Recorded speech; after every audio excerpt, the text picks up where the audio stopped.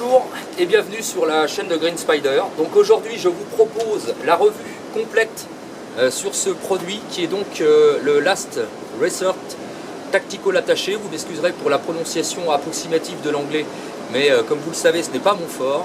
Et après tout, de toute façon, c'est une revue en français. Donc cet élément fait partie d'un ensemble de 3 types d'éléments d'emport proposés par Maxpedition qui, comme son nom l'indique, vous l'aurez compris, est destiné à l'emport de matériel tactique. Ici donc le Last Resort, également présent au catalogue de Maxp, l'opérateur tactical attaché qui est sur un volume légèrement plus important. Et bien entendu l'agresseur tactical attaché qui lui est encore supérieur à l'opérateur. Voilà. Donc pour les dimensions de celui-ci, il faut compter 45 cm de long pour 25 cm de hauteur et environ 20 cm d'épaisseur, poche comprise, sur le côté. Alors il y a beaucoup à dire sur cet élément, c'est quand même quelque chose d'assez complet, donc cette vidéo sera sans doute assez longue. Je vous prie de m'en excuser par avance, mais il y a quand même beaucoup de choses à dire. Alors ce qui frappe bien entendu au premier abord, c'est son aspect donc tactique, mais également et surtout prévu pour un système d'emport, on va dire typiquement urbain, ou en tout cas semi-urbain, et non pas du tout pour un emport prévu pour les sorties dans la verte, comme j'ai souvent l'habitude de vous en proposer. Alors, multiples compartiments comme on peut le voir sur l'extérieur. La face principale, elle est dotée de plusieurs éléments, plusieurs pochettes qui sont de capacité variable. Alors une grande ici proposée sur la droite, 2 autres petites avec une spécificité d'avoir ce petit système de préhension avec le sigle Maxp, et puis également celle-ci qui est légèrement plus importante que celle qui est verticale, mais elle est présentée horizontalement avec bien sûr un système velcro femelle qui va donc permettre d'accepter donc tous les systèmes de moral patch comme ici proposé. Particularité également, c'est qu'au dos de cet élément, c'est totalement lisse. Il n'y a absolument aucun système de présentation de passant molle, tout simplement parce que le sac, la sacoche ou éventuellement le principe même de messenger, puisque c'est pratiquement un mixte, est dépourvu donc de système molle parce que ça se suffit à lui-même. Sur le dessus, un système donc de 2 poignées qui sont dissociables l'une à l'autre, mais que l'on peut également bien sûr associer grâce à un système velcro qui tient très très fort et qui donc va permettre de solidariser les 2 poignées l'une avec l'autre de façon à pouvoir avoir un système de préhension plus sûr. Avantage donc, ça permet d'avoir un système de préhension plus important. Inconvénient, c'est qu'il faut séparer les 2 poignées pour pouvoir accéder au compartiment principal et également au compartiment extérieur. C'est plus pratique, c'est un détail, mais il faut quand même le souligner. Donc 2 poignées en nylon, très très résistantes, parfaitement cousues d'autant qu'elles rentrent à l'intérieur des systèmes, des compartiments de sac pour aller jusqu'au fond.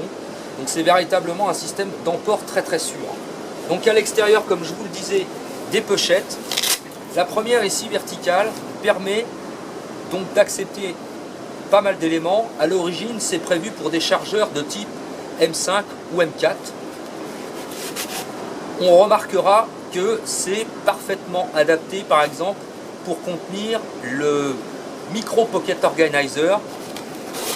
Ça se loge parfaitement à l'intérieur sans aucun souci. Un petit truc pour ceux qui possèdent éventuellement cet élément. Ici, un petit compartiment de taille beaucoup plus modeste, mais qui pourra accepter pas mal d'autres choses, bien entendu.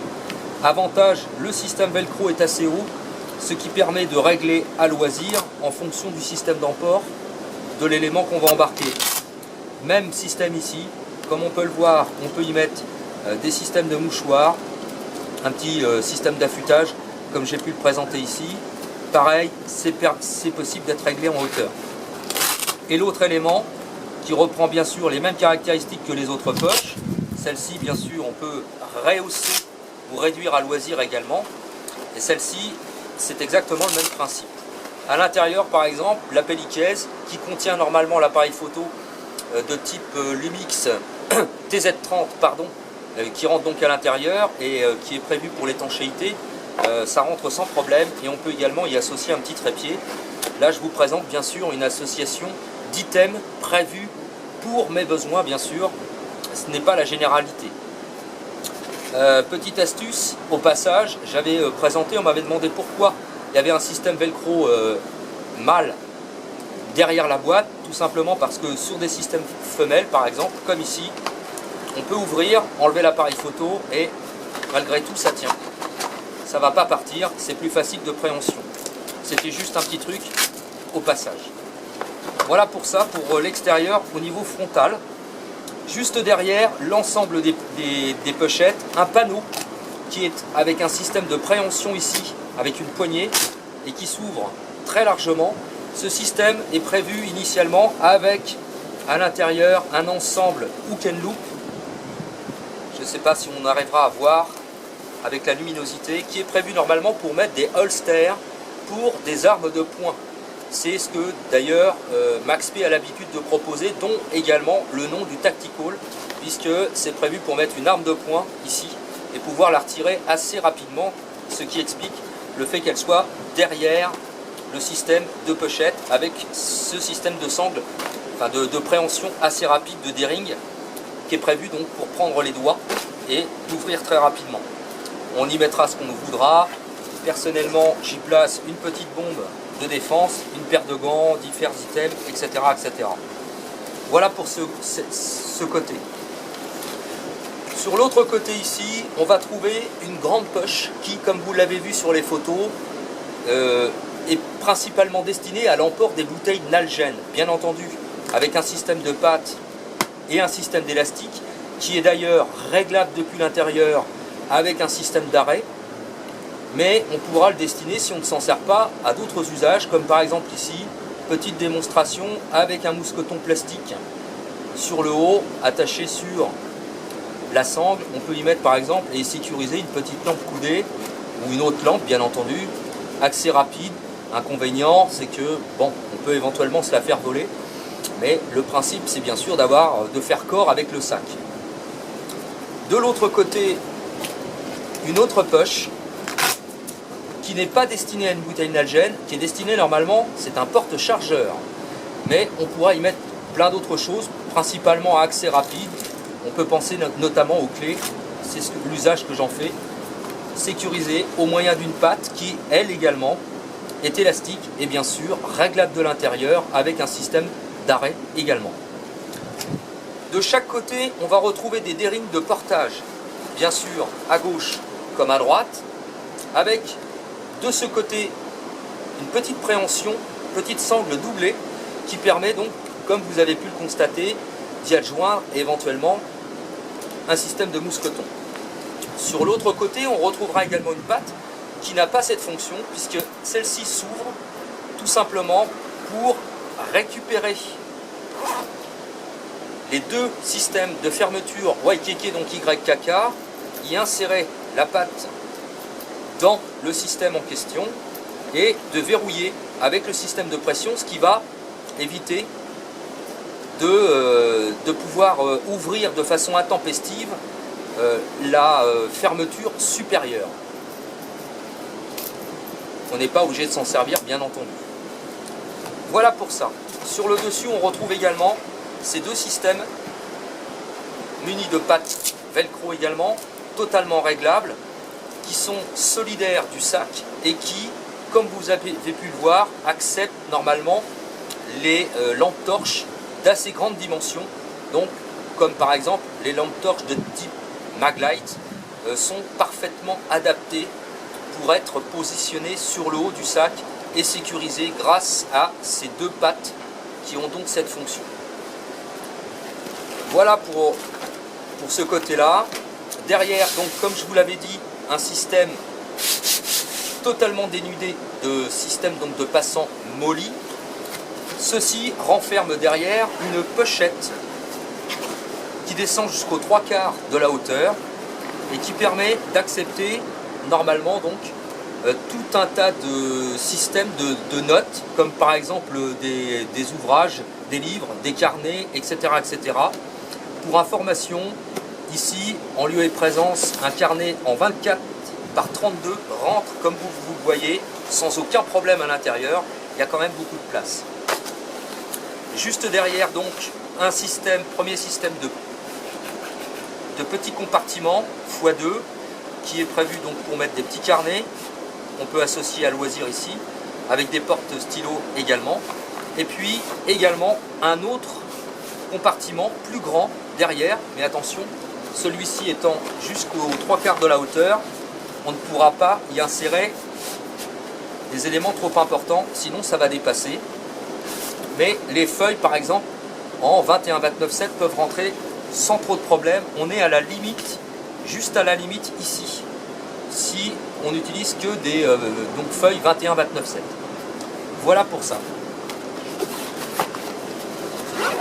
Parfaitement usuel, système de fermeture relativement silencieuse, donc toujours YKK, YKK, dépourvu de système de petits systèmes d'ouverture métallique, donc c'est totalement silencieux.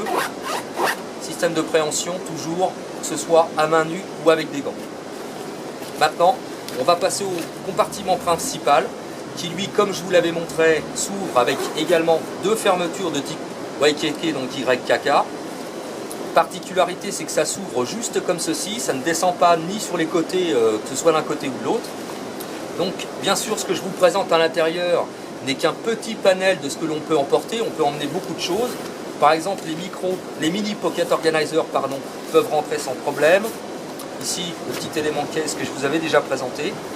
Donc à l'intérieur, voilà comment ça se passe. On a un compartiment assez généreux, mais l'intérêt, c'est que ce compartiment est dissocié en deux grâce à cette plateforme pourvue d'un système d'accroche velcro qui donc, comme vous le voyez, est amovible et qui est fourni également, non pas avec ce système ici, ça c'est moi qui l'avais rajouté, mais avec ce système là.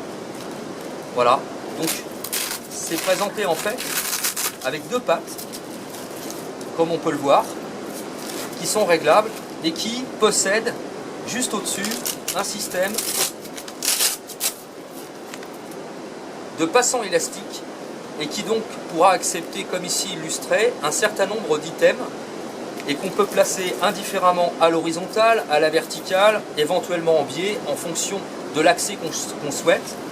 Cette patte permet donc également de solidariser sur le dessus, comme ceci, et celle-là, avec ce rabat, permettra d'ajuster en fonction des items que l'on va vouloir glisser en dessous, de façon à pouvoir les plaquer parfaitement sur le système hook and loop, comme je vous l'ai illustré avec ici principalement donc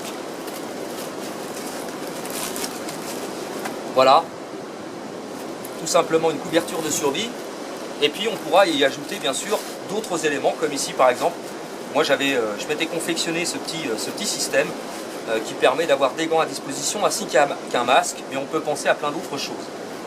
Voilà comment ça se présente. Donc l'intérêt, c'est que ce système offre éventuellement une plateforme qui peut être à loisir adaptée en fonction de ses besoins.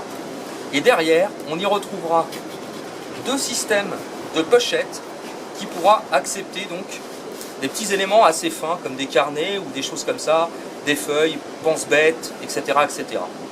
Mais on peut éventuellement l'enlever et ainsi augmenter la place à l'intérieur du sac sans aucun problème. Donc il y a vraiment une grande modularité par rapport, et c'est vraiment l'atout de ce sac principalement, c'est la modularité, que ce soit externe mais également interne, comme c'est souvent d'ailleurs l'habitude chez Maxpedition, mais là je trouve l'idée particulièrement pertinente. Pour ceux qui se posent la question, un PC portable de type 15 pouces rentre sans aucun problème à l'intérieur, aucun souci, même y compris avec la plateforme, pourvu bien sûr que l'on place les items en fonction de comment on veut en avoir l'accès. Principalement, voilà comment je place la mienne, à savoir vers l'extérieur, c'est-à-dire que quand on ouvre, étant donné que moi je suis droitier, je le porte à droite, quand je l'ouvre, j'ai les accès aux items ici tout de suite. Voilà pour ça. On reloge donc les éléments, mais on peut les placer bien sûr à l'extérieur, c'est-à-dire qu'on peut les placer derrière, bien sûr. Voilà. Donc ensuite, on a le loisir d'organiser ça en fonction comme on souhaite. Voilà pour ça. Fermeture donc Waikiki. Et puis maintenant, la sangle de portage que je ne vous avais pas encore présentée, qui donc est bien sûr amovible au moyen de ce système de part et d'autre. Donc on peut retirer à loisir la sangle si on ne s'en sert pas. Et il viendra juste la clipper sur les bearings juste après. La sangle est pourvue également d'un système velcro qui permet d'avoir plus de confort sur l'épaule, mais également en bandoulière. Petit moins par contre, c'est que c'est un petit peu rigide. Peut-être qu'un shoulder pad qui est présent sur d'autres éléments de portage Max P, comme par exemple toute la série des Gerslinger et en particulier donc les Jumbo ou également le Mango, ceux qui connaissent un système de confort qui s'adapte avec des velcro. Celle-ci est quand même assez rigide. Il faut que ça se fasse un peu. Une fois que la forme est prise, comme on peut le voir, ça pose pas de problème. Elle permet également de faire glisser, ce qui permet de laisser plaquer par exemple sur le haut de l'épaule le système donc de confort, et puis de faire tourner légèrement à gauche ou à droite le sac, tout en maintenant la sangle sur l'épaule sans que ça glisse véritablement. C'est plutôt un plus, c'est plutôt pas mal. Voilà, je pense que j'ai fait le tour. Si éventuellement je vais vous présenter le dessous, ici, comme on peut le voir, un système plastique qu'on retrouve sur beaucoup d'éléments Max P et qui est prévu bien sûr pour pouvoir poser le sac comme c'est là en conditions actuelles, dans des endroits humides sans que pour autant l'humidité passe à travers. Bien sûr, le sac est traité Téflon anti-tache déperlant. Comme toujours, on est sur du 1000 deniers. Voilà, c'est toujours très très résistant. Un excellent, vraiment, un excellent sac. Voilà, j'espère que cette petite vidéo vous aura plu. Comme toujours, si vous avez des questions ou des commentaires, n'hésitez pas, c'est en bas que ça se passe ou par message privé. Et je vous dis à très très bientôt pour une prochaine vidéo. Et d'ici là, comme toujours, portez-vous bien et carpe diem. Salut!